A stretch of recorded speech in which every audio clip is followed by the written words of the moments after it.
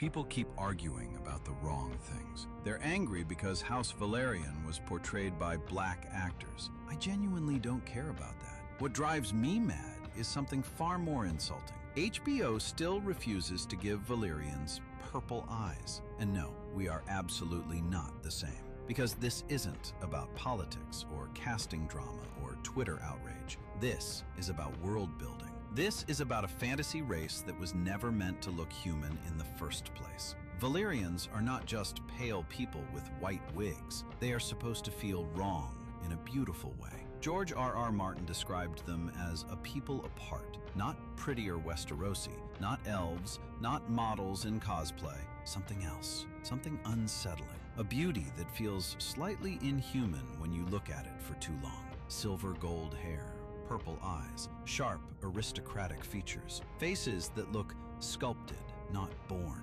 When you remove that, you don't just lose aesthetics, you lose myth. Now, before someone misunderstands me, I don't think every adaptation must slavishly copy a book illustration. Acting ability matters more than bone structure. Presence matters more than nose length. Fia Saban doesn't need a razor-sharp jawline to be a compelling Helena. Matt Smith looks strange in a way that actually works, but he wasn't cast because he looks Valyrian. He was cast because he acts like one. That's fine. What is not fine is pretending that visual identity doesn't matter at all, because this looks cooler than this, and everyone knows it. Back in 2010, HBO actually tried. They used colored contacts in the original unaired pilot of Game of Thrones, not just for Daenerys, but even for Tyrion. Then they dropped it. The excuse was practical. Contacts are uncomfortable, difficult, annoying on long shooting days. I get it, but here's the thing. Daenerys appears alongside other Targaryens for only a handful of episodes. After that, she's alone.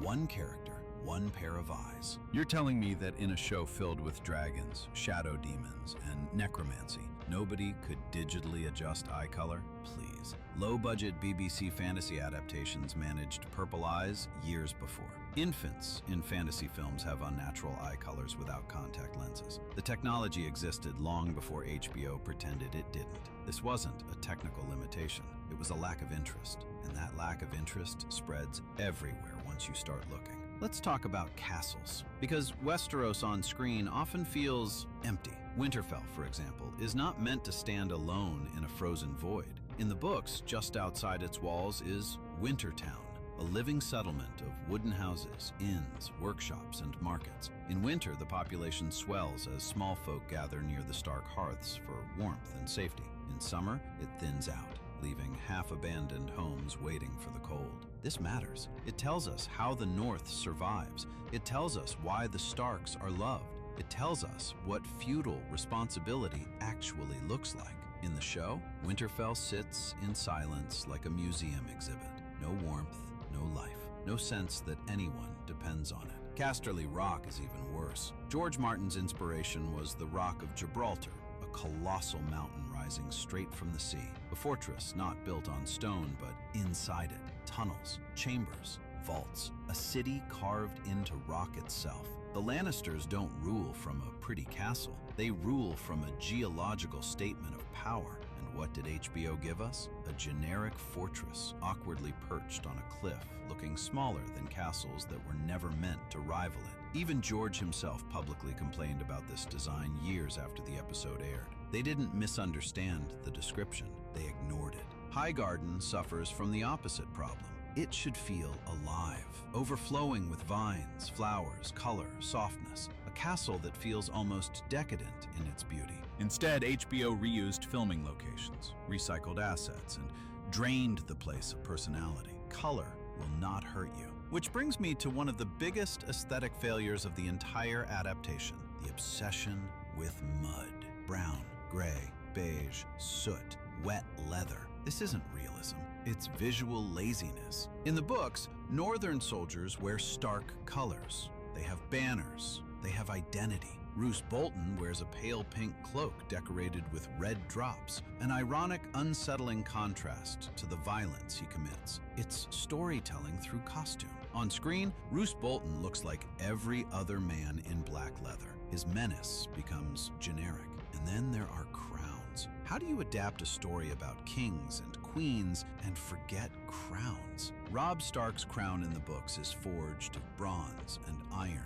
etched with First Men runes, topped with spikes like swords. It visually connects him to ancient kings of winter. On screen, nothing. Stannis Baratheon wears no crown for most of his story, despite his entire identity revolving around legitimacy, duty, and kingship. In the books, his crown is red gold, shaped like flames, reflecting his uneasy alliance with R'hllor. It's symbolic. It's uncomfortable.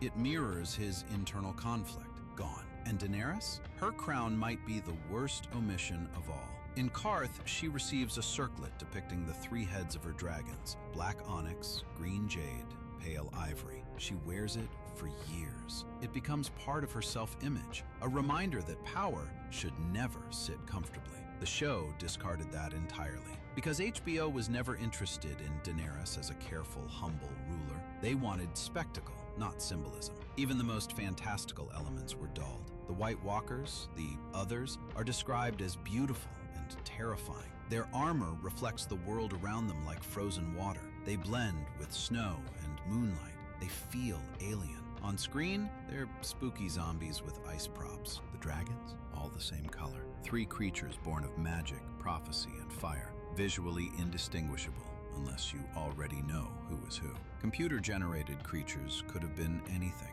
Instead, they became copies. When I imagine A Song of Ice and Fire, I imagine something closer to Excalibur, a world glowing with color, danger, myth, blood on silver armor, sunlight through forests, gold and crimson and shadow, not gray sludge. Because high fantasy is not about realism, it's about meaning. Fantasy shows us different ways of seeing the world, different attitudes toward duty, power, faith, love. Characters like Stannis, Davos, Melisandre aren't just plot devices, they're moral lenses. When you flatten those lenses, you don't just lose depth, you lose the soul of the story. In the end, visuals aren't everything. Story matters more, but visuals tell us whether the creators believed in the world they were adapting. And too often, HBO didn't believe. So tell me, how do you imagine Westeros? What did the show get right, and what did it strip of its magic? I'll see you in the comments.